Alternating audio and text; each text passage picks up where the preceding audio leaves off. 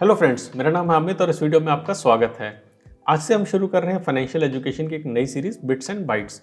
इस सीरीज के अंदर हम कुछ ऐसे सेशंस बनाएंगे जो 5 से 15 मिनट की ड्यूरेशन के होंगे और उनमें फाइनेंशियल इन्फॉर्मेशन के रिलेटेड में कुछ ऐसे पॉइंट्स आपसे शेयर करेंगे जो आपको अपने पर्सनल फाइनेंसेस मैनेज करने में हेल्प करेंगे। अब चाहे आप बिजनेसमैन हैं, जॉब करते हैं, घर चलाते हैं या चलाती हैं, तो ये इन्फॉर्मेशन आपको हेल्प करने चाहिए इस चीज़ को देखने में कि क्या आप सही ट्रैक पे हैं अपने पर्सनल फाइनेंसेस को मैनेज करने में, क्या किसी इमरजेंसी को आप निपटने के लिए, किसी फाइनेंशियल इमरजेंसी को निपटने के लिए आप प्रिपेयर्ड हैं। इसी सीरीज़ में आज हम सबसे पहला वीडियो लेके आए हैं 5 रेशोज़ का। वो कौन से ऐसे फार्मूला है, वो कौन से ऐसे रेशोज़ हैं जो आपको हेल्प करेंगी आपके पर्सनल फाइनेंसेस को मैनेज करने में और ट्रैक करने में। तो सबसे पहली रेशो के बारे में हम जो बात करेंगे वो है लिक्विड एसेट्स टू नेटवर्थ। अब नेटवर्थ होती है आपकी total assets minus total liabilities. मतलब कि आपने जो जो इन्वेस्टमेंट कर रखी है, जो आपने पैसा जोड़ा हुआ है, उनको आप एसेट्स बोलेंगे। लायबिलिटीज हैं आपके सारे उधार, आपके कर्जे, आपने जहां जहां पैसा देना है वो आपकी लायबिलिटीज हैं। टोटल एसेट्स में से टोटल लायबिलिटीज को माइनस कर देंगे तो आपके पास आ जाएगा नेटवर्थ। ये आपकी नेटवर्थ है। इन एसेट्स के अंदर से आपके पास हो सकता है कुछ एसेट्स ऐसे हैं जिनको जब चाहें आप पैसे में कन्वर्ट कर सकें, कैश में कन्वर्ट कर सकें। हो सकता है ये आपके सेविंग्स बैंक के अकाउंट हो सकता है आपने कुछ शॉर्ट टर्म एफडी कर रखी हैं। इन सबको आप लिक्विड एसेट्स बोलेंगे। जो आपके कुछ एसेट्स हो सकते हैं वो इलिक्विड एसेट्स हों, जो आपके हो सकता है जल्दी से पैसे में नहीं कन्वर्ट हो। फॉर एग्जांपल आपने प्रॉपर्टी ले रखी है जिसको आप बहुत ही शॉर्ट टर्म में नहीं बेच सकते हैं, तो उसे आप इलिक्विड एसेट बोलेंगे। तो हम इन लिक्विड एसेट्स की रेशो अगर हम निकालते हैं आपके नेटवर्थ के साथ, यानी कि liquid assets divided by net worth,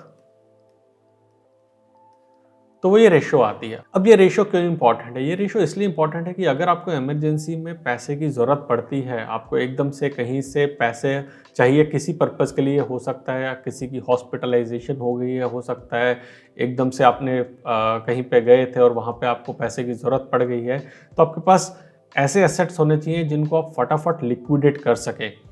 इन्हीं लिक्विड एसेट्स से नेटवर्थ की रेशो को हम बोलते हैं लिक्विड एसेट्स टू नेटवर्थ। ये रेशो कम से कम नहीं तो 15% होनी चाहिए अगर आप एक प्रॉपर फाइनेंशियल मैनेजमेंट करते हैं। तो आपके टोटल नेटवर्थ के 15% एसेट्स ऐसे होने चाहिए जिसको जब आप चाहें कैश में कन्वर्ट कर सकें। तो ये थी हमारी पहली रेशो। सेकंड रेशो पे हम चलते हैं अब, और सेकंड रेशो आपकी debt is to assets ratio. अब डेट टू एसेट्स रेशो जैसा कि नाम ही कह रही है वो है total debt upon total assets. इसका मतलब कि आपके पास जो टोटल डेट है यानी कि टोटल उधारी है वो आपके टोटल एसेट्स, आपकी टोटल इन्वेस्टमेंट्स का कितना परसेंट है। एक हेल्दी रेशो के हिसाब से ये 50% से ज़्यादा नहीं होना चाहिए। मतलब मैक्सिमम जो आपके डेट्स हैं वो आपके एसेट्स के 50% ही होने चाहिए। जितना कम हो उतना बेटर है। ज़्यादा लोन क्यों लेना है, ज़्यादा उधारी क्यों लेनी है, लेकिन अगर अपने पर्पजेज़ के लिए आपने लिए हैं तो 50% से ज़्यादा आपके पास debt is to asset ratio नहीं होनी चाहिए। अब तीसरी रेशो की अगर हम बात करते हैं तो वो है सेविंग्स रेशो। सेविंग्स रेशो जैसा कि नाम ही कह रही है कि आप टोटल सेविंग्स कितना करते हैं, जितना पैसा आपके पास आता है। मतलब आपने जो सेविंग्स करी है ओवर लेट्स से 1 ईयर, उसे हम बोलते हैं annual savings upon your annual income या फिर योर नेट इनकम। आपने कितना पैसा कमाया, उसका कितना आपने सेव किया। लेट्स से आपके पास 10 लाख रुपए की एनुअल इनकम है, नेट इन हैंड आपके पास 10 लाख रुपए आते हैं, उसमें से आपने 2 लाख रुपए अगर बचाए तो आपकी 20% की सेविंग्स रेशो निकल के आती है। आपकी सेविंग्स रेशो कम से कम 10% होनी चाहिए। मतलब जितना आप पैसा कमाते हो उसका 10% तो कम से कम आपको सेविंग्स में डालना ही डालना चाहिए। मैंने एक वीडियो बनाई थी जहाँ पे मैंने बात करी थी आपकी नीड्स की, आपकी वांट्स की और आपके कितनी आपको सेविंग करनी चाहिए उसके बारे में, जहाँ मैंने कहा था कि आपको धीरे धीरे 40% तक सेविंग्स को अपने लेके जाना चाहिए। और कैसे लेके जा सकते हैं, इस वीडियो को देखने के लिए ऊपर आई बटन पे क्लिक करें। तो ये सेविंग्स रेशो हमें बहुत इंपॉर्टेंट है, बताती है कि आप कितनी सेविंग्स कर रहे हैं नहीं कर रहे हैं, और कम से कम 10% सेविंग तो हमें करनी ही करनी है। अब चौथी जो रेशो आती है वो आती है डेट सर्विस रेशो। इसका मतलब आपने जो टोटल डेट ले रखा है, आपने जो टोटल उधारी ले रखी है, तो आपका डेट क्या क्या हो सकता है, कुछ एग्जांपल उसके हैं। लेट्स से आपका एक होम लोन चल रहा है, आपका होम लोन है जो आप 2 लाख पर ईयर आप उसके लिए पे कर रहे हैं। आपका हो सकता है कार लोन है, कार लोन आपने 1 लाख रुपए के लिए लिया हुआ है। आपका कोई पर्सनल या बिजनेस लोन है जो कि अगेन लेट्स से कि 1 लाख रुपए पर ईयर है फॉर सेक ऑफ सिंप्लिसिटी। और आपकी जो टोटल इनकम है, आपकी टोटल इनकम जो हमने पिछले स्लाइड में ली थी वही ले लेते हैं कि 10 लाख रुपए है। तो इसका अगर हम रेशो निकालते हैं तो हमारे पास आता है डेट सर्विस रेशो, यानी कि 4 लाख का हमारा टोटल डेट था और 10 लाख की टोटल इनकम है, तो हमारा इस रेशो की वैल्यू आती है 40%। अब आइडली आपके टोटल इनकम का जो डेट है वो 35% से ज़्यादा नहीं होना चाहिए, लेकिन 45% से तो बिल्कुल भी ज़्यादा नहीं होना चाहिए। आपकी टोटल इनकम जो भी आती है उसके 45% से ज़्यादा तो कभी भी अपना लोन अमाउंट नहीं रखना चाहिए, और एक हेल्दी मैनेजमेंट के लिए 35% से उसको कम रखें। लास्ट जो रेशो की बात करेंगे जो कि सबसे इंपॉर्टेंट रेशो है वो है बेसिक लिक्विडिटी रेशो। अब बेसिक लिक्विडिटी रेशो बात करती है कि आपके पास टोटल लिक्विडिटी कितनी है, मतलब आपके पास कौन सी ऐसे एसेट्स हैं जिनको आप फटाफट लिक्विडेट कर सकते हैं, वो टोटल वैल्यू उसकी क्या है divided by your monthly expenses, कि आप एक महीने में अपना खर्चा कितना करते हैं।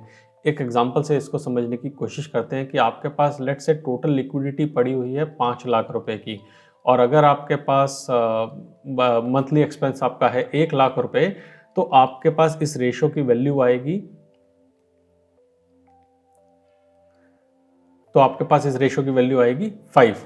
इसका क्या मतलब है? इसका मतलब है कि अगर खुदा ना खास्ता कुछ ऐसी सिचुएशन आती है जहां आपके बिजनेस बिल्कुल ठप हो जाता है, या आपकी जॉब चली जाती है, या आपके सोर्सेज ऑफ इनकम सारे ड्राई हो जाते हैं, आपके पास कोई इनकम नहीं आती है, तो कितने टाइम तक आप अपने एक्सपेंसेस को फुलफिल कर सकते हैं। इस केस के अंदर वो वैल्यू जो आ रही है वो आएगी 5 महीने। इसका मतलब आप 5 महीने तक अपने एक्सपेंसेस को चला सकते हैं जैसे करंटली चला रहे हैं, अगर आपके पास कोई सोर्स ऑफ इनकम ना हो तो। ये वैल्यू क्यों इंपॉर्टेंट है आजकल के टाइम में? तो ये और भी बहुत इंपॉर्टेंट है बिकॉज अनसर्टेनिटी बहुत ज़्यादा है, हमें नहीं पता कि कल क्या होगा, और अगर कल ऐसी सिचुएशन आती है, कुछ ऐसी इमरजेंसी सिचुएशन आती है जहां आपकी इनकम ज़ीरो हो जाती है, तो आप कुछ टाइम तक आसानी से सस्टेन कर सके, ये रेशो आपको वो हेल्प करेगी। आइडली ये रेशो 3 से लेके 6 महीने के बीच में होनी चाहिए, मतलब कम से कम 3 से लेके 6 महीने के बीच की लिक्विडिटी आपके पास बनी रहनी चाहिए। ये आप इस रेशो की मदद से पता कर सकते हैं। तो अगर आप अपने टोटल मंथली एक्सपेंसेस की कैलकुलेट करके रखें, उससे आप वैल्यू निकाल सकते हैं कि 3 से 6 महीने कैलकुलेट करके, 3 से 6 महीने से उसे मल्टीप्लाई करके आप निकाल सकते हैं कि इतनी लिक्विडिटी आपके पास हमेशा बेसिकली अवेलेबल होनी चाहिए। तो ये कुछ 5 सिंपल रेशोज़ हैं जो आपको पर्सनल फाइनेंशियल मैनेजमेंट में हेल्प करनी चाहिए। अगर आपको ये वीडियो पसंद आया तो लाइक पे क्लिक करें, शेयर करें अपने फ्रेंड्स और फैमिली के साथ, सब्सक्राइब करें हमारे चैनल को और बेल आइकन दबाना ना भूलें, और हमें कमेंट सेक्शन में ज़रूर बताएं कि आपको क्या पसंद आया इस वीडियो में और क्या आपके सुझाव हैं इस वीडियो के बारे में, या हम फ्यूचर में कौन से और वीडियोज़